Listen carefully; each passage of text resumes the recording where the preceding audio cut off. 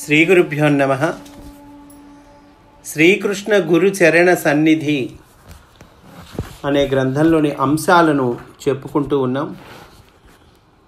అయితే ఈరోజు ఒక ప్రత్యేకత ఉన్నది. మనము 2 వాల్యూమ్స్ పూర్తి చేసుకొని 3వ వాల్యూంలోకి అడుగు పెట్టబోతూ ఉన్నాము. ఈరోజు 3వ వాల్యూమ్ని ప్రారంభం చేసుకుంటూ ఉన్నాము. మొత్తం 5 వాల్యూమ్ల తపస్సు అండి ఇది, పున్నయ్య శాస్త్రి గారిది. 30-40 ఏళ్ల క్రితం జరిగినటువంటి అంశములను ఆయన స్మృతి పథంలో ఉంచుకోవటము, వాటిని అక్షర రూపంలో పెట్టి మనందరికీ అందించటము అనేటువంటిది ఇది పరమ గురువుల అనుగ్రహము. ఆ పరమ గురువుల దివ్య ప్రణాళికలో భాగమైనటువంటిది, ఈయన ద్వారా జరుగుతూ ఉన్నటువంటిది.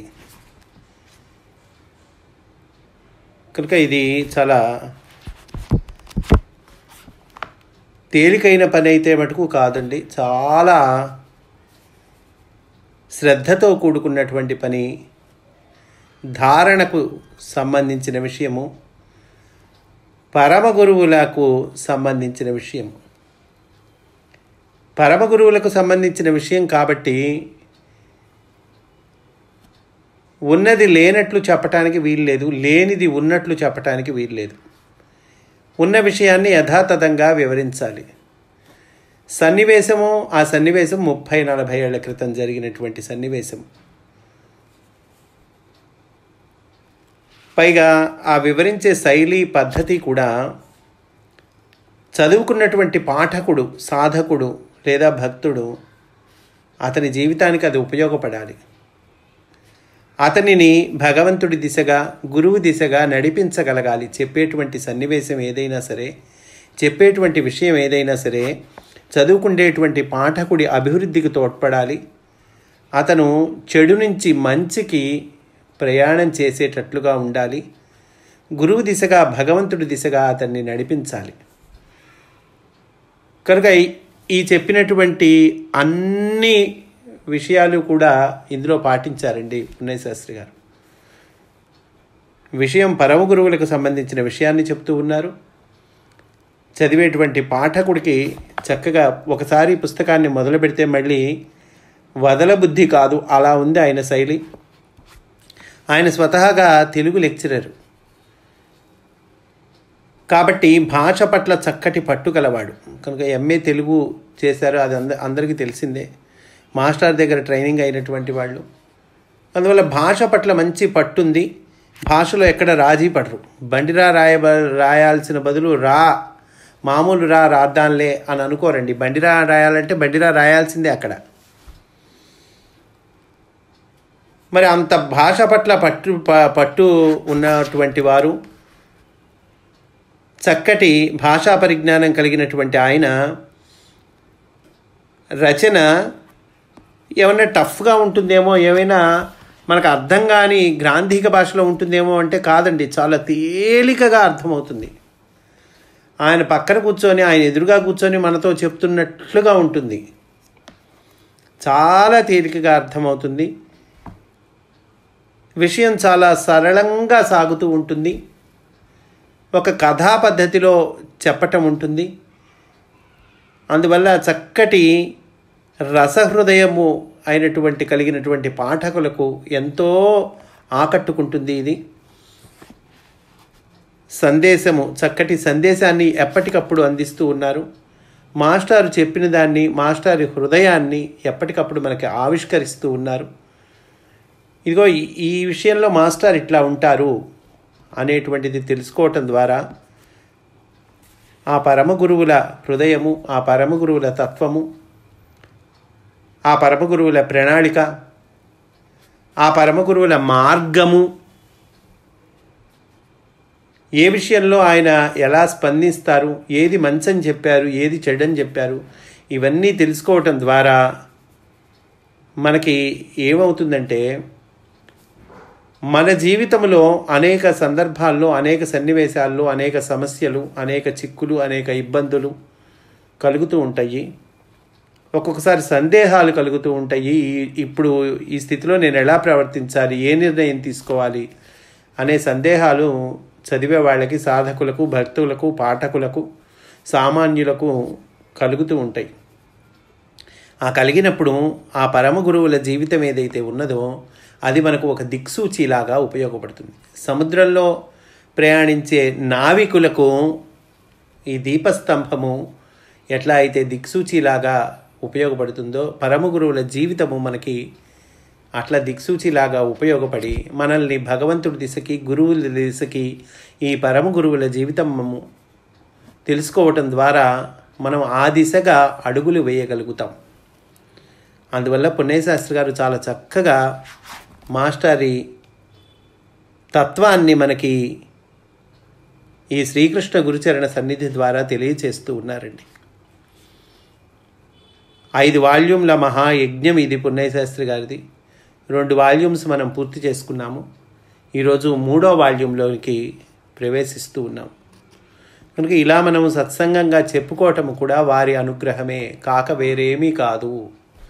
మాస్టారి అపారమైన దయలో భాగమే తప్పితే ఇది వేరే కాదు. మాస్టారి దయ, వారి అంతేవాసి అయినటువంటి పున్నయ్యశాస్త్రి గారి దయ,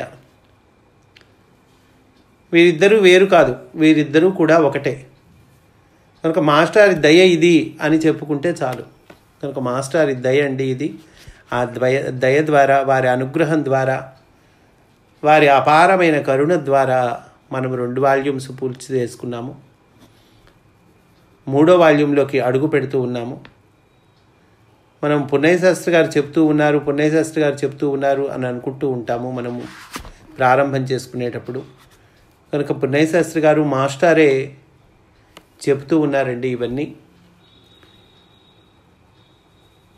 అని మరొక్కసారి మళ్ళీ తెలియచేస్తూ ఈ 3వ వాల్యూంలోని అవతారిక అనేటువంటి అంశంలోనికి మనం వెళ్తూ ఉన్నాము. అంటే ముందు మాటగా పున్నయ్యశాస్త్రి గారు రాశారండి, దీనికి అవతారిక అని పేరు పెట్టారు. ఈ అవతారికను ఈరోజు చెప్పుకుందాం.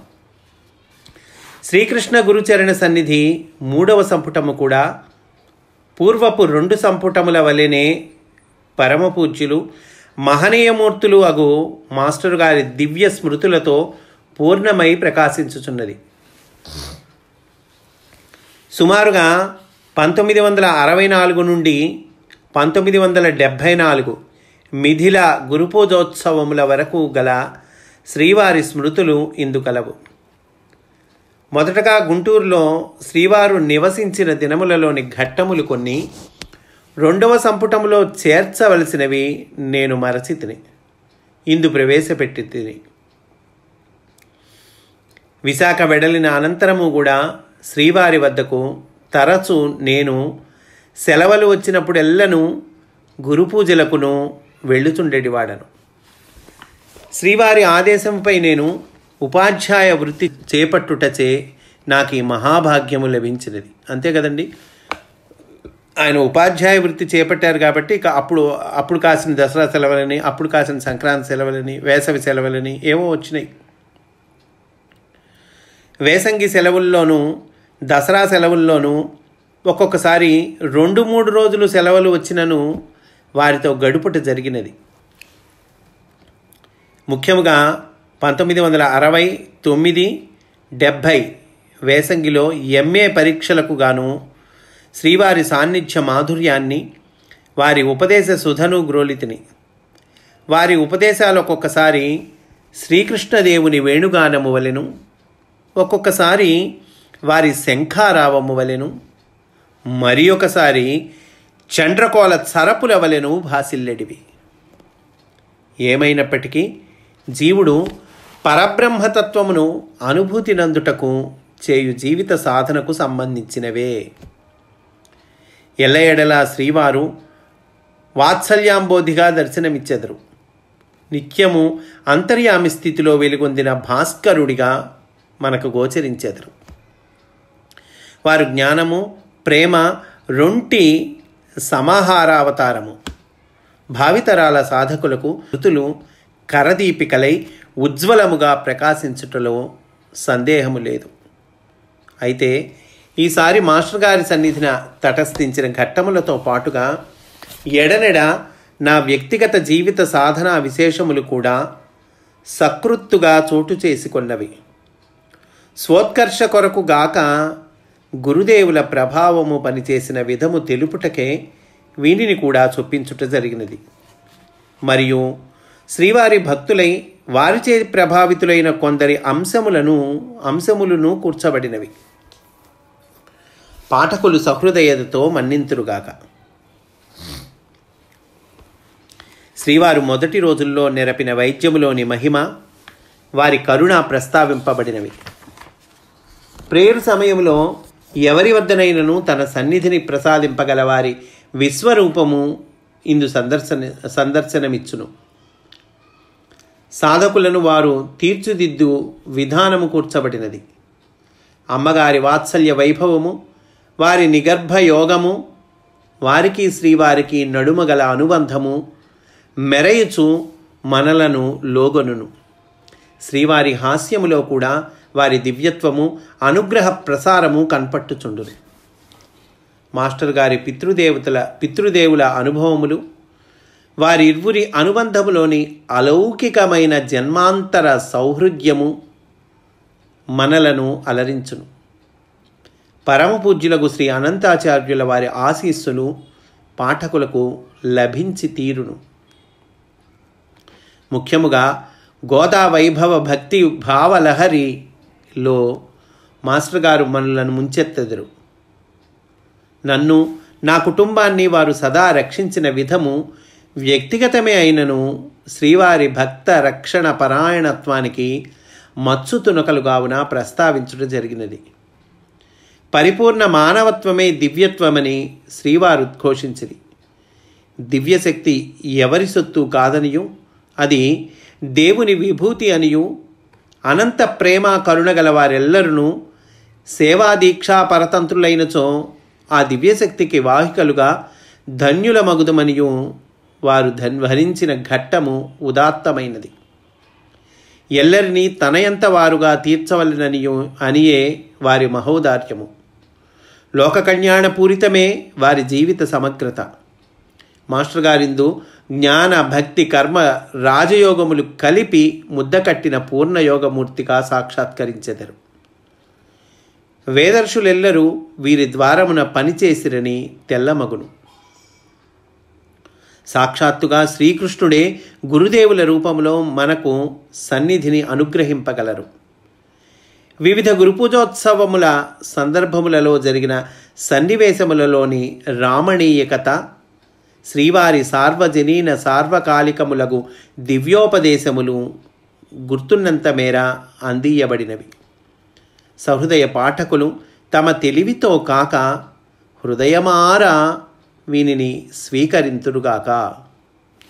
అణువణువున అపార ప్రేమయే మూర్తి కొన్న మాస్టర్ గారు ఎల్లరకు దీర్ఘాయురోగ్యములు ఒసగి కరుణింతురుగాక. ఆంధ్రలోకమున భక్తి ప్రవాహము ఉప్పొంగుగాక. నన్ను ఈ రచనకు ప్రోత్సహించిన గురుదేవుల పుత్రులకు, ఇతరులకు, సాధకోత్తములకు నా కృతజ్ఞతాంజలి ఘటించుచున్నాను. కొందరు తల్లులు కాగితాలు, కళాలు తమ వంతుగా ప్రసాదించిరి. ముఖ్యముగా ఖమ్మం కేంద్ర కార్యకర్తయగు శ్రీ ధీకొండ రాములు గారు ఈ సంపుట రచన వెనుక నిలిచిరి. మాస్టర్ గారి స్మృతుల మాధుర్యమును చవిచూచుచు సోదరులు శ్రీ పన్నాల జయరామ శర్మయు, శ్రీ గోపిరెడ్డియు, మిత్రులు శ్రీ బివి సుబ్రహ్మణ్య శాస్త్రి నన్ను ప్రోత్సహించిరి. పూజ్యమిత్రులు శ్రీ జిఎల్ఎన్ శాస్త్రి గారు ఎంతో సహృదయతతోని ఆనందముతో నన్ను ఉత్సహింపజేసిరి. వీరెల్లరికీ నా ప్రణామాంజలి. రెండవ సంపుట రచనానంతరము నుండి నాకు జీవితమున ఐహికములకు విపత్తుల వలె కాన్పించు సంఘటనలు, అనారోగ్యములు చోటు చేసుకున్నవి. వానినన్నింటినీ తరియింపజేసి నా జీవితము అను మాగాణమున ఆనందమను పంటను పండించుటకై తన కృపావర్షమును కురిపించుచు ఈ 3వ సంపుటమును పూర్తి చేయించిరి. దానికి స్ఫూర్తి, ప్రేరణ, సన్నిధి, ఆధారము అంతర్యామి శ్రీవారే. శ్రీకృష్ణ నిర్యాణానంతరము అర్జునునకు వ్యాసుని ఉపదేశము వలె కృష్ణుని దివ్యమంగళ ముఖారవిందము ఆయా స్మృతులే ఏడుగడులై నిలిచినవి. నేను అర్జునుడను కాకున్నను మాస్టర్ గారు శ్రీకృష్ణుడై తన స్మృతుల మధురిమతో నన్ను కాపాడుచున్నారు. ఎప్పటి అట్లా ఆ దివ్య దంపతుల పదార విందములకే ఈ 3వ సంపుటము సమర్పించబడుచు ఉన్నది. గురుదేవుల జన్మదిన శుభ సందర్భమున వారి ప్రతిరూపముగా వెలుగొందుచున్న పరమపూజ్యురాలకు అమ్మగారి కరకమలముల మీదుగా ఈ సంపుటము ఆవిష్కరణమునందుట మహాభాగ్యము. గుంటూరు శ్రీ సర్వజిత్ ఆషాఢ బహుళ చతుర్థి భాగవత చరణ రేణువు మల్లాది పున్నయ్య శాస్త్రి అని మనకి దీన్ని ముగించారండి.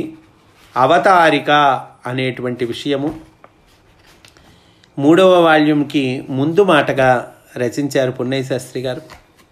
ఇంతటితో ఈరోజు మనము పూర్తి చేసుకుందాము. రేపటి రోజున ఆశంసనము అని మన గురుదేవులు ఎక్కిరాల అనంతకృష్ణ గారు రచించినటువంటి ముందు మాట, అది రేపటి రోజున చెప్పుకుందాము అని సవినయంగా మనవి చేసుకుంటూ స్వస్తి వాసుదేవ.